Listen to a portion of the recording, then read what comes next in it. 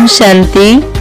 प्रजापिता ब्रह्मकुमारी ईश्वरीय विश्वविद्यालय केन्दुझर सुख शांति सरोवर रिट्रीट सेंटर भव्य शुभ उद्घाटन उपलक्षे आपण मानक आमे अभिनंदन जनावछु।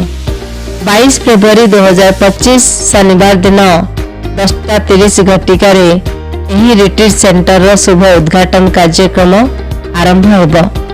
विश्व रचयिता परमपिता परमात्मा शिव बाबा एवं यही विश्वविद्यालय संस्थापक ब्रह्मा बाबा सूक्ष्म उपस्थित सहित प्रजापिता ब्रह्म कुमारी ईश्वरीय विश्वविद्यालय मुख्यालय माउंट आबूर अतिरिक्त निर्देशिका आदरणीय राज्यगिनी जयंती दीदी उपस्थित रही मुख्य वक्तव्य प्रदान करिवे।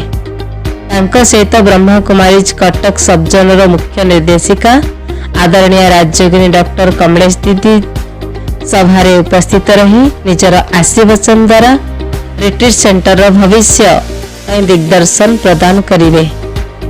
एतद व्यतीत सभा कार्य मंचासीन मुख्य अतिथि रूप में ओडिशार मुख्यमंत्री मान्यवर भ्राता मोहन चरण माझी एवं स्वतंत्र अतिथि रूप में केन्दुझर लोकसभा सदस्य भ्राता मान्यवर अनंत नायक उपस्थित रही कार्यक्रम शोभावर्धन करने सहित निज निजर शुभ भावना एवं शुभकामना प्रदान करिवे। स्थान केन्दुझरगढ़ पुराणा बाजार राजबाटी निकट। ओम शांति।